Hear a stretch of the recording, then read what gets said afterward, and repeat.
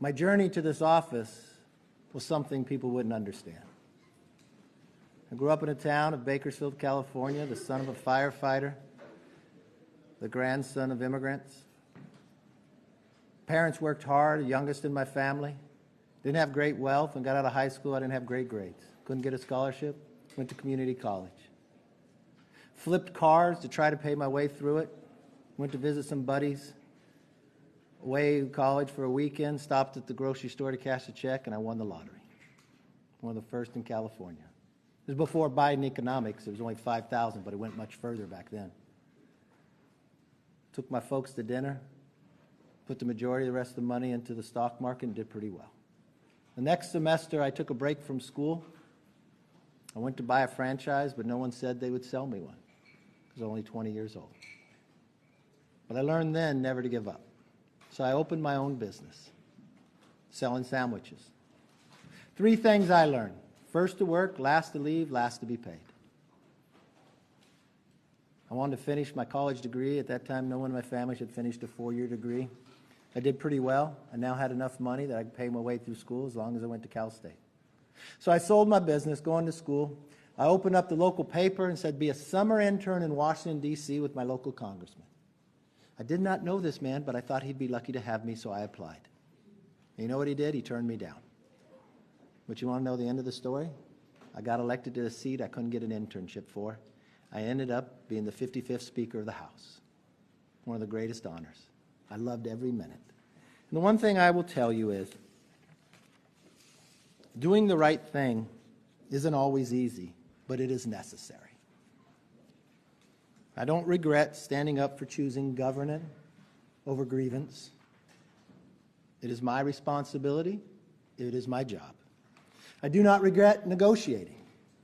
Our government is designed to find compromise. I don't regret my efforts to build coalitions and find solutions. I was raised to solve problems, not create them. So I may have lost a vote today, but as I walk out of this chamber, I feel fortunate to have served the American people. I leave the speakership with a sense of pride, accomplishment, and yes, optimism. From the day I entered politics, my mission has always been to make tomorrow better than today. I fought for what I believe in, and I believe in this country of America.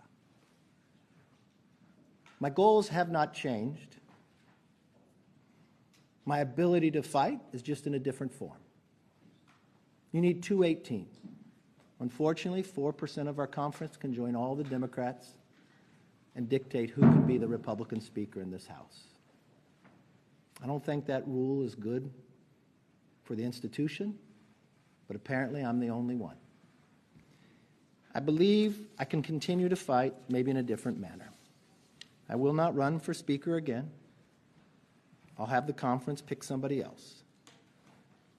I hope you realize that every day I did the job, regardless whether you underestimated me or not, I wanted to do it with a smile. I grew to enjoy you, even on your toughest days and your questions. I could always tell what day it was based upon your question. Monday, you would ask if I could pass the bill. Tuesday was whether the rule would pass. Wednesday was the greatest challenge ever to my speakership. And Thursday, when we passed the bill, you didn't think it was a very big deal. And it all started again on Friday. You know, I wouldn't change a thing. I do believe, I got a new portrait in there too of Teddy Roosevelt. You all know the man in the arena, one of my favorite parts of it, who errs, who comes up short again and again, but there is no effort without error and shortcoming. Who spends himself in a worthy cause, who knows the triumph of high achievement, and if he fails, at least he fails while daring greatly. I always like to take a risk. Saturday, I took a risk for the American public. Regardless what anybody says, no one knew whether that would pass. The Democrats didn't want that bill. Yes, they pull a fire alarm. Yes, they do their conga line. Yes, they wanted to delay. But it was all for the American people. I could not look the troops in the eye and say I would not pay them. For those who spoke on the floor, I thank them for their positive talks. I don't know what those who voted against and said there was some deal, they were never a part of any deal. For those who said about what we accomplished, I'm proud of what we accomplished. From the Parents' Bill of Rights to our energy bill. But if they want to hold me liable because the Senate didn't take it up or the President didn't take it up, that's politics for what I know. But the one thing I do know, this country is too great for small visions of those 8. To any child that are listening and who are coming to visit the Capitol, this is a place I want you to visit. I liked opening the Capitol back up again. I liked taking away the metal detectors. I liked committees being able to work. I liked people being able to visit. I hope you liked being able to be back in. I think it was important that members actually show up to work as well. You know, to paraphrase Lou Gehrig, he said, I might have been given a bad break, but I truly still consider myself to be the luckiest man on the face of the earth. There's no other country that you could rise to be the 55th Speaker, not get an internship, and be able to fight for the American public. So it was my greatest honor to be able to do it. I love my conference well. I love to be able to I've been a part of the leadership team for quite some time. We won 2 majorities. As leader, I'm proud of the fact we only gained races, only gained seats. I'm proud of the fact as a Republican leader, we elected more women. We elected more minorities. We expanded the base. I'm proud of the fact that for the 5 years I was leader, 2 election cycles, we gained 5 more seats in California, 5 more in New York. We won in places no one thought we could win. The same thing, you would underestimate me. You always said we'd lose each time around. We kept gaining. I intend to make sure that we gain and keep the majority in the next cycle as well. With that, I look forward to your positive questions. Yes. Oh, I'll look at that. You still obviously command a lot of loyalty within the conference. We've heard you say approximately 10,000 times that you never give up. So I'm wondering, why not? Why did you make the decision not to put your name forward again and try to grind it out like you did when you won the job in the first place? You know, you need 218 for the rule, 218 to move forward. And I'll never give up on the American people. That doesn't mean I have to be Speaker to do what I have to do for the American people. There's a lot of things I could do for the American people. But you know what's interesting? Everybody's sitting there. In today's world, if you're sitting in Congress and you took a gamble to make sure government was still open, and 8 people can throw you out as Speaker, and the Democrats who said they wanted to keep government open, I think you've got a real divide. I think you've got a real institutional problem. Interesting, it was in this room, after we had won the majority, I hadn't become Speaker last, and Nancy Pelosi came to me. She was Speaker at the time on the way out. And I told her I was having issues with getting enough votes. And she said, what's the problem? I said, they want this one person can rule you out. She was the only Speaker to have changed that rule.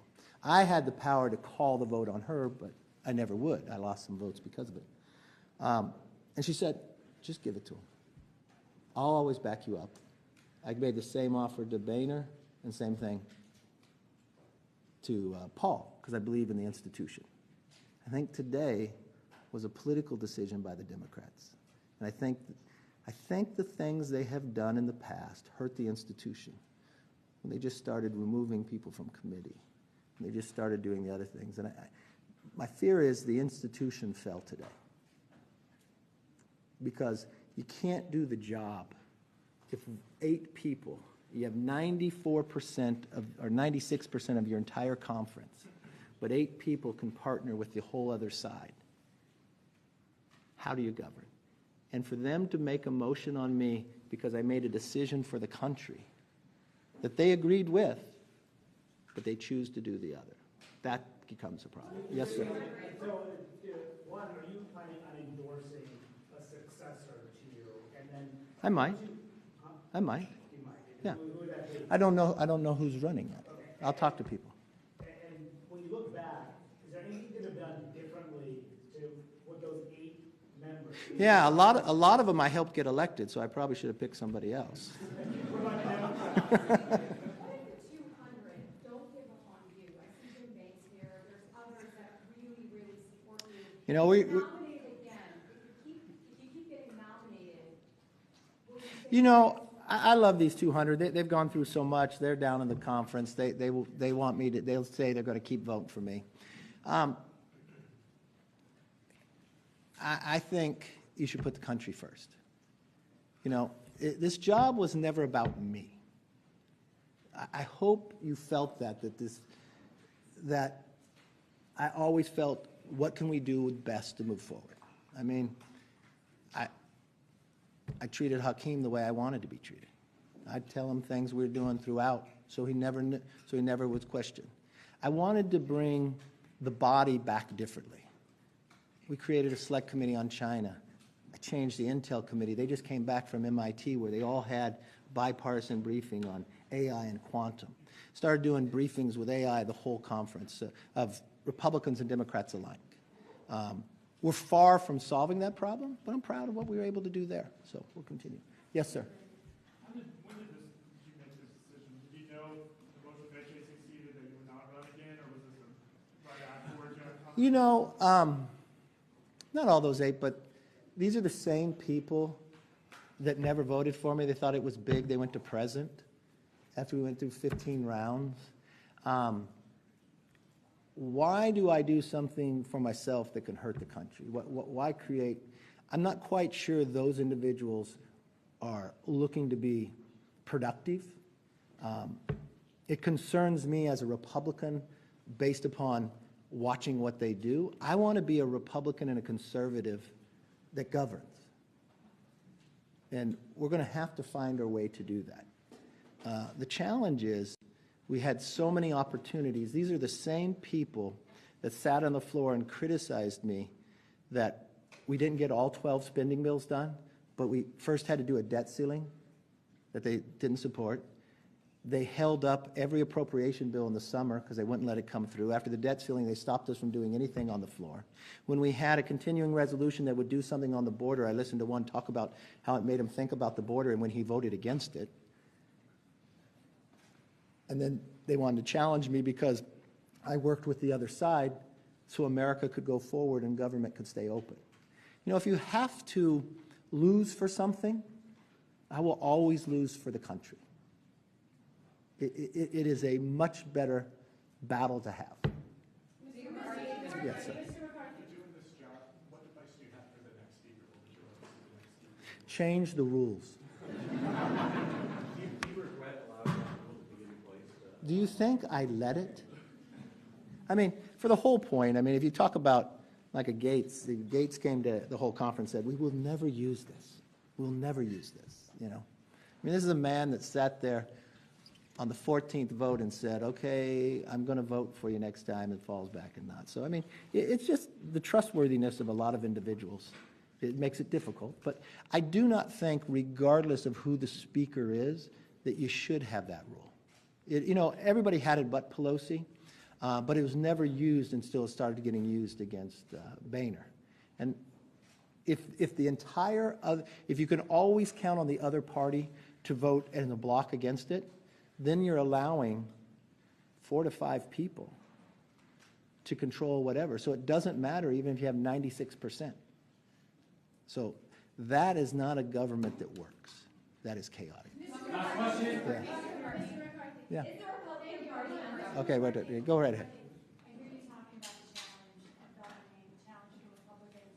I wonder what you think this means, what this says about the Republican Party. I don't think it says about the Republican Party. I think it says something about some people who are not a conservative. I mean, if you were a conservative and you only had one entity making the battle and you vote against securing the border, you vote against cutting this wasteful spending, and then you partner with all the Democrats. Now, you'll phrase it all the other different ways. That's not a conservative. Look, you all know Matt Gaetz. You know it was personal. It had nothing to do about spending. It had nothing to do about everything he accused somebody of he was doing. It all was about getting attention from you. I mean, we're getting email fundraisers from him as he's doing it. Join in quickly. That's not governing. That's not becoming of a member of Congress. And regardless of what you think, I've seen the text. It was all about his ethics, but that's all right. Mr. Murphy, can I just clarify really quickly from the first question? Are you considering resigning? No, I said, he asked about that. I haven't thought about that. I said, yeah. And then just on where you're placing the blame, you said the institution is. Look. No. I'm not going to blame anybody. There's not blame anywhere. Look, I give it as good as I get it, right? So you know the challenge. I knew going in. You would take a poll all the time. Is he going to get thrown out this week? But you know what? If I lose my job over doing what I truly believe what's right, I'm very at peace with it. You asked earlier, like, when did I decide? I knew they would make the motion on me. It didn't make one bit of difference. I felt very comfortable in that decision. And I think the American public believed that decision was right. That's the conference's decision. Mr. Carty, now, you mentioned that you're looking to maybe help instill in another way. Would you consider having another position somewhere in Congress, whether it's leadership or the chairmanship? Can you talk about that? No. There's a lot of great people in conference. There's always other people to do jobs. It is amazing the talent that we had. And the one thing I've always hoped as Speaker that we lifted more of that talent up. I look at people doing a lot of different jobs and the different opportunities we did, and they're doing an exceptional job. We have so much talent. It is remarkable. Yes. Was this kind of in your mind a little bit preordained from the beginning? Obviously, it was a much more narrow majority than what you anticipated, what Republicans considered. 15 rounds, the longest speaker's race since 1859. And then I made history, didn't I? It was that, well, you did do that, yeah. But was that kind of always thought that it was inevitably going to go this because of the narrow majority and because the writing might have been on the wall? Well, would any of you think if it took that long and you had one person, you knew it was always a possibility, so that was fine. Didn't bother me, didn't change any of my decision I made. But it was interesting. I read a tweet the other day of Matt Rosendale. He goes to Mass every day. But you know what he said his prayer was all last year? That Republicans didn't have a big victory, that they had a narrow victory. When you have members like that are part of your team, you got a tough team. You know, look, when I was in business, I got to hire and fire who worked with me. Somebody else hires them, somebody else fires them. My job was to inspire them. I think we did some good work, and I think we'll continue to do great work. Yes, sir. Can you reflect back on 2010 when you guys were the young guys, right? You, Paul Ryan. Eric Cantor, yeah. Now, all three of you guys have been essentially... Well, we're not that young anymore. Well, all three of you have been pushed out by so-called more conservative members. How do you reflect? No, let's be fair, and it's wrong that you ever say. They are not conservatives. They voted against, one, the greatest cut in history that Congress has ever voted for, $2 trillion. They voted against work requirements.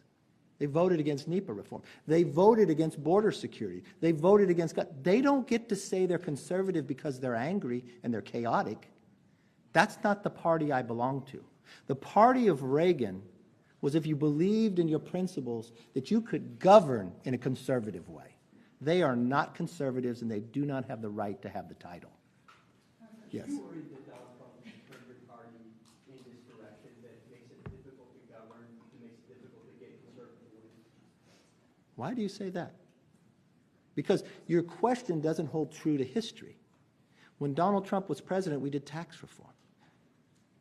You can look at all of our different successes. So, I mean, you may dislike the policy, but we've been very successful. You watched the Abraham Accords. I mean, you can go victory after victory. The price of gas, we were energy independent at the time. We had more businesses growing at the time. We didn't have to evacuate our embassies. You know, it's easy on its merit to see the difference of what Biden has destroyed America to what the policies we were able to create. Yes, sir. Can I ask you, what about your conversation with King and Jeffries? What did you ask No, we didn't ask for anything. You didn't ask for anything at all? You didn't ask any impeachment inquiry or anything like that? No, no, no. And, you know, I have a lot of respect for Hakeem. He wants to win the majority. I heard what they said in conference, you know. Why would they vote for me if I've won every time as leader? I raised 70% of all the money. It's an opportunity for them. The real question to the 8, why would you enable and allow the Democrats to do it? That's the question, yes. Do you regret making concessions to those holdouts? What concessions did I make? You could have leaned towards Democrats to give them possibly To what? one or two secure speakership in the first. Look, I'm not going to, no. I'm a Republican.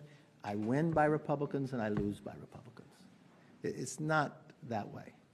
And so, did I work with, I believe you should work across the aisle. I worked across the aisle at times. Do I want to make the bill the most conservative possible? Yes, that's the goal. It's difficult when you can't get 218 for the conservative bill. And then they want to challenge you when you went and solved and kept the government open. Yes, sir. For the last few months, you've been a firewall against the debt ceiling crisis, government shutting down. We did pretty well, didn't we? How big of a risk do you think a shutdown is in November without you as speaker? Oh, other people can do the job. You know, it's interesting. I've never received so many texts from so many senators about how big a play we just did the other day, or how many congratulations about the debt ceiling and the other. I mean, if I would go back to the days before the debt ceiling, none of you even thought I'd get a meeting with the president. All of you'd ask me, is it going to fall off the cliff? End of the day, we worked an agreement out. Some of those people got mad about it, but 2/3, the highest number of Republicans ever voted for a debt ceiling when you had it. And you only negotiated based upon the deal we went. That was the moment they wanted to go after, and that's what they continued to follow through. You mentioned that Yeah. you don't mind negotiating, you think that's part of the job. So You should. Look, government's designed that you have to have compromise. No, you can't get everything that you want. You know, you got a House, you got a Senate, but you had more to the question. Well, my point was, my question was just going to be that some of the criticism leveled at you today by both Democrats and by Republicans is that perhaps you've been too transactional. In which way? Part about keeping your word. In which word did I not keep? Name one thing I did not keep. Gates says that there's several things you didn't keep from January. Oh, no, tell me. What did Gates say? What did I not keep in Gates' mind? Because Gates had never been a part of a discussion. Just because Gates said something, don't believe it's true. I haven't heard him say one true thing yet. Democrats say you reneged On what? the debt ceiling bill. On what? On the debt ceiling. That is not true. So no. If you're going to ask the question, you're going to say it. Tell me how I did something different on the debt ceiling bill. Any of you. Tell me what I did different on the debt ceiling, that I didn't keep my word. You said it was a floor, you said it was a ceiling. Is it not a ceiling? Okay, this is the Okay, no. When you agree to spending levels, that's the maximum amount you can spend. This is what is wrong with Washington. Because it's the height that you can spend, you can also spend less. We're a different body. So does any of you believe then the Senate broke their word on the debt ceiling? Because they spent more than the limit. But somehow I'm wrong because I want to save the taxpayers more money? We're our own body. I have 2 children. If I give them each $100 for dinner and one spends $100 and one spends $80, am I going to yell at the one who spent $80 and said, oh my God, you got to spend it all? It's not our money. And why am I getting criticized because I'm fighting for the American people that we can eliminate waste? And you know what? We're our own body. So if we can pass the bills, and the Senate can pass the bills, but they pass them higher, but they haven't passed anything, somehow I'm wrong? I kept my word. I did not spend over the limit. They broke their word. You don't feel you're too transactional, though. Okay, you used the word, how was I transactional? If you ask a question, I want you to show an example. Give me an example. Well, the definition is basically this for that. So what did I do this for that? Well, on the Ukraine, on the CR, you've been talking about leaving in, leaving out, and then finally you put it out. No, you're making no sense. What transactional did it? No, I did no transactional. I tried to pass a conservative stopgap measure that secured the border and actually cut spending. When that didn't go, the only bill that was going was sitting over in the Senate that had a stopgap measure, disaster, and Ukraine.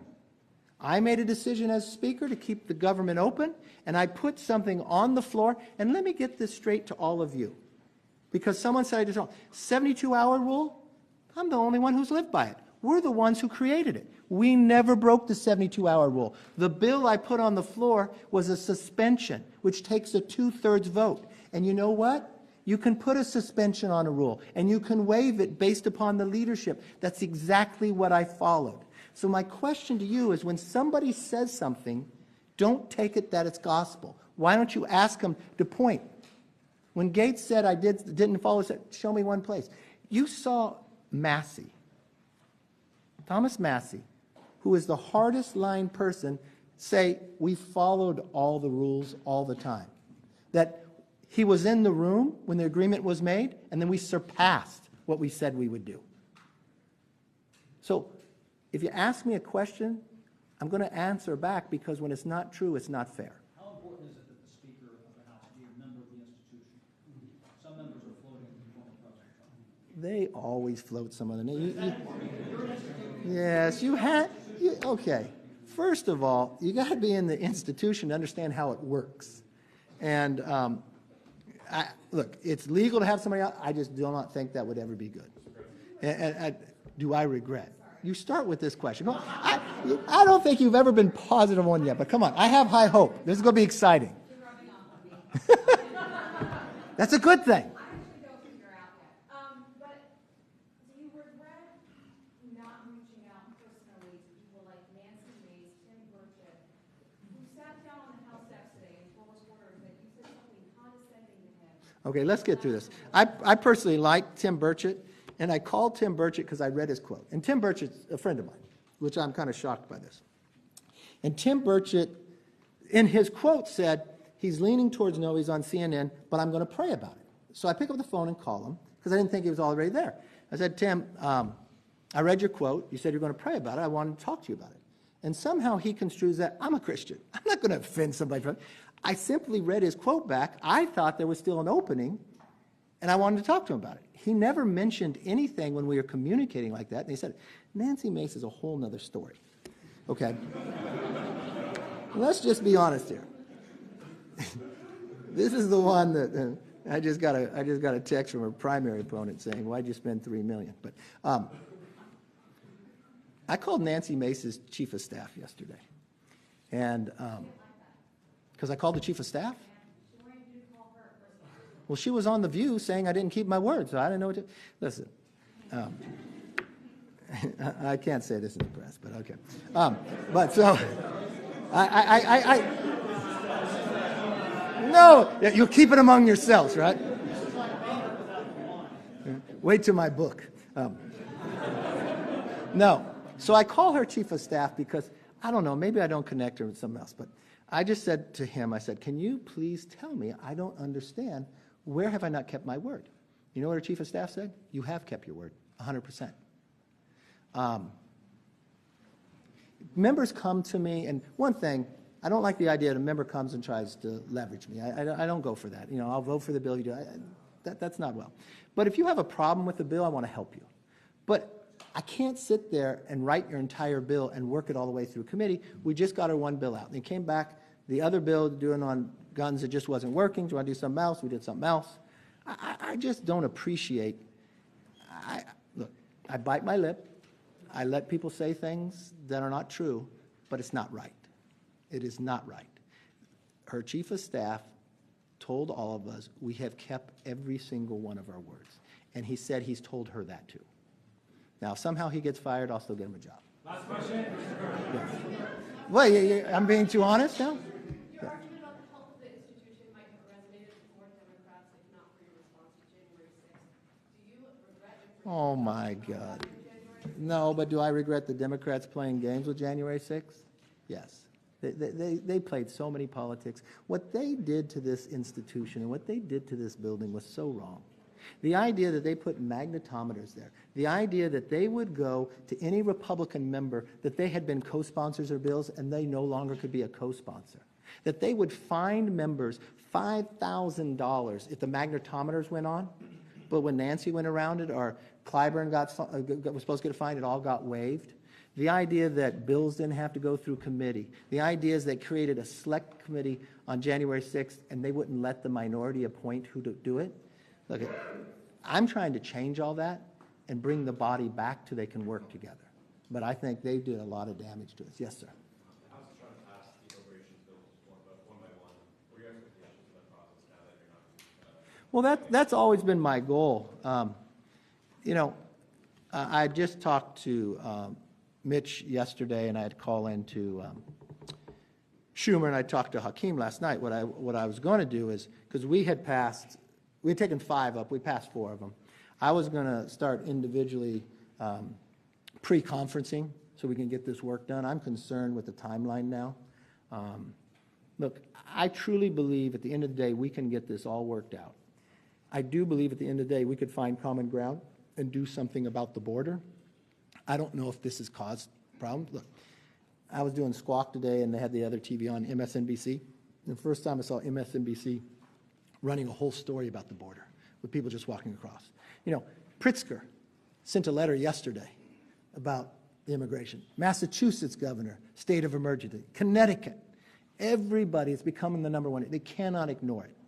And I had told my members all before, I heard Gates say some on the floor that, oh my God, Kevin asked for a stopgap measure when we came back. The whole plan was because those 8 and a few more had held up passing any of these approach bills all summer, I was going to do just what we did Saturday, a stopgap measure with disaster. I'd gone out to Hawaii. We looked what happened in Florida. Those people shouldn't be held back. And we could finish doing it all individually, but somehow they think that's a dirty word. Yes.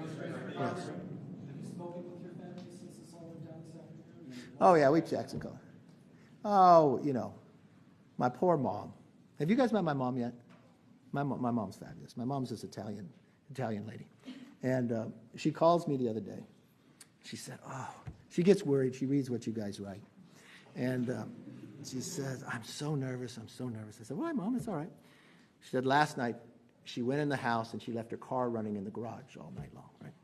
And my mom only fills her car up once a week at Costco on Wednesdays, then calls me because the price, she still lives in California, the price of gas is so high. She asked me what I'm going to do about it. But look, I think this job is always harder on your loved ones than you yourself. So they'll be okay. Did you make a side deal with the White House on Ukraine? No. Look, unequivocally, no. Well, if you want to categorize this, let me see, because some people think some big side deal. I did tell when we were doing the stopgap measure, there was a concern in there, does it have transferability on money? I believed and my staff believed it did, but what I did say to the White House, if it does not, if you think some way it doesn't do it the way you would, I will fix that. I did say that, and I did say I do it. Look, I support arming Ukraine. That doesn't mean sending them cash, but arming Ukraine. But I have been on the White House even before they sent this supplemental. I said, you guys are doing it all wrong by just sending us a supplemental. And I think the president is failing here because he's not telling the American public what is the mission. Now, we have a lot of members who are Navy SEALs who've been in theater and F-18 pilots, and they're frustrated. They want to support, but they don't want to support an ever-ending war. They want to see what's going on here. And I've really been on the White House. You've got to come down and talk to everybody, but you should listen to them and the prospects. I'm really concerned, though, long-term. What's happening around looks a lot like the 1930s. A lot of actions that Putin takes is very similar to Hitler. If you are history buffs, you'll know Hitler served in the World War I army, right? He hated that his country collapsed, and they signed the Treaty of Versailles. And what did he do? He ran and created a new party and ran in democracy again and again and again until he won. And when he won, what did he do? He took the freedoms away. And then he rebuilt his military, and even though it went against the Treaty of Versailles, the world powers said nothing. And then what did he do? He took part of Czechoslovakia. He took Austria. And then he told the entire world he was going to take the rest of it on a given day. So now the world power could not sit back, so in come Neville Chamberlain. But what had happened? Well, Hitler loved it because he was equal now to the world power, but he saw weakness. Neville Chamberlain made him sign a piece of paper and told us peace for our time.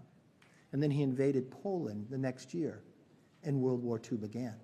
If you study Putin, Putin didn't serve in the Soviet Union army, but he served in the KGB. He hated that his country collapsed to the West.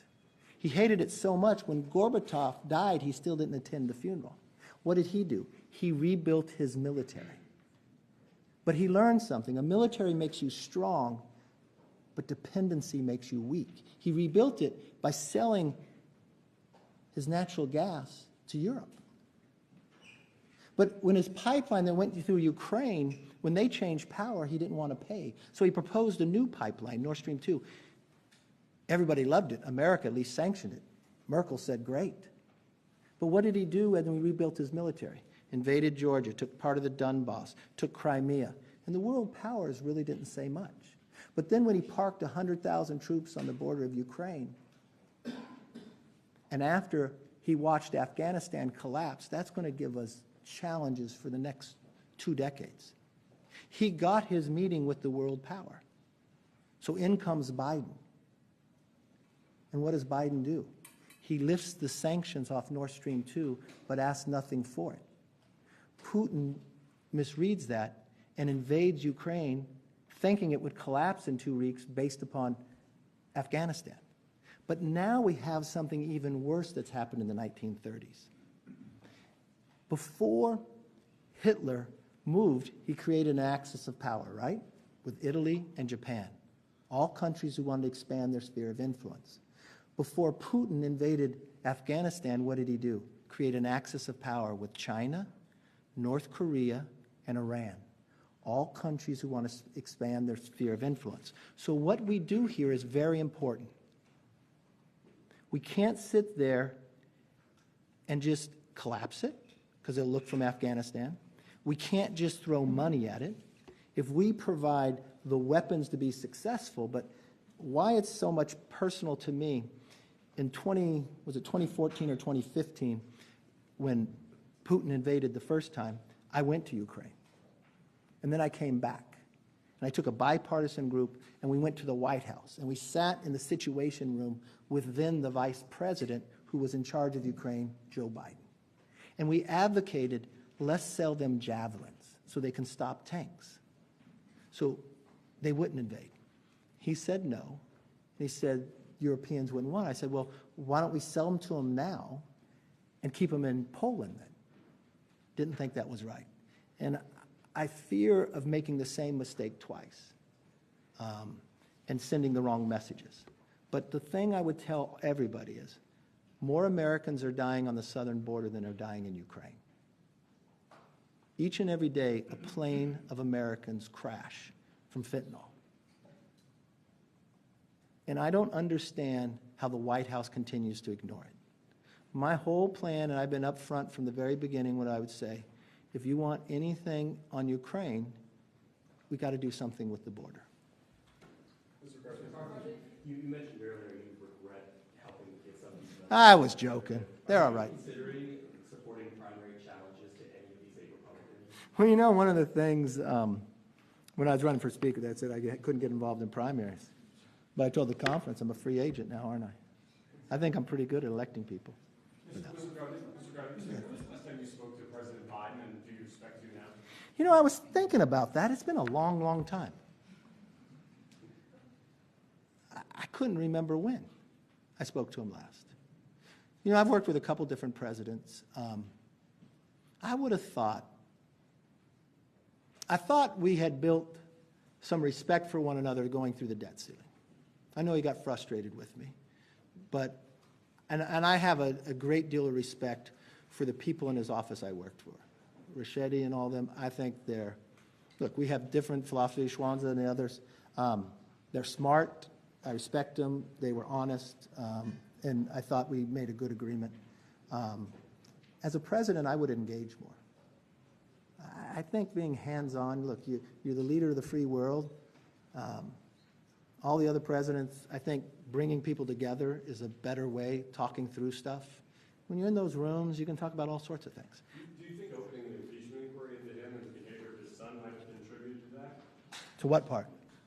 Part about you guys not communicating very much? No, let's talk about that. You guys play, and remember what impeachment inquiry is. It is simply the ability to give the House, Republicans and Democrats, the power when you request for information. So if you were lawmakers, and I hold you in high esteem because you are investigative reporters in America, you're supposed to cover this stuff. When I came into power, I didn't know any of this. I did not know when he was vice president that his family created 20 shell companies. I had no idea about that. Not saying that's wrong. I did not know they got 16 of the 17 payments from Romania while he was vice president, and he was supposed to be in charge of Romania. I didn't know that. I had no idea when a whistleblower came to us and said that the FBI has an informant they still pay who claims that the president was bribed by $5 million. And what's interesting, we had to fight to get that document. And when we got that document, it said it would be hard to find because he has a lot of shell companies. Then I had no idea that IRS agents would come to us. How would I know? They'd come to us and say, look, we've worked for 16 years. We don't have any political basis on the other side, but we're concerned with what's happened here. That DOJ allowed the statute of limitations to run out. That they weren't allowed to interview Hunter because when they went and told the FBI, they told them. And then they even told the inaugural committee, I don't know how that play in, that the DOJ would call Hunter Biden's attorneys and tell them that they didn't even know about a storage unit with all the papers before they could go there. The president told us he never had a meeting. He never talked to his son. Look, when he said he never talked to his son, I didn't believe that. And I don't think it's wrong if you talk to your son. I want you to talk to your kids about anything, right? It doesn't mean you're influencing something. But he literally, I had no idea that the partner to Hunter Biden that also served on the Ukrainian Energy Board said they would literally call into meetings. And then he said that they were getting a lot of pressure, Burisma, to do something about the Ukraine prosecutor. And I did know the president tell the entire country that he withheld $1 billion of American taxpayer money to get rid of the prosecutor. And then we found out that the president not only called into meetings, that he went to Cafe Milano. He went to Cafe Milano more times and met with the foreign business partners of Hunter Biden than he has gone to the border in 50 years. But with each meeting that you went to Cafe Milano, and I've never had this happen. I've been to Cafe Milano, but I've never gotten a new Porsche the next day, and I never got $3 million wired to me from a Russian oligarch. So if you knew all of that, would you at least say, I think there's more things. We've never asked for the tax or the bank statements of the president, of Hunter, or anybody else. And these 20 shell companies had credit cards that were being paid. Now, this laptop that was supposed to be Russian that we now found out was Hunter, in there, he did say his father would take the money from him. He did make, and we did find out that the president, I didn't know this when I became speaker, used another name while he was vice president for emails. And in one of the emails, it said that it only went to him and his son, Hunter, and it was about a phone call he was going to have with the president of Ukraine. Now, if you knew all of that, would you say, oh, I don't have any more questions? Or would you at least, as a lawmaker, and you have a role here, wouldn't you at least say, okay, well, we're going to have to go get some more documents. And if you're going to get more documents, I just want to make sure if they're going to fight it and string everything out, that we can get it. That's all impeachment inquiry. Now, if that made the president upset, maybe he shouldn't have lied to us from the beginning. Yes? Former President Trump was very active in supporting you when you won the Apple calling members. Mr. Gates, I know you said Mr. Gates is not telling the truth on several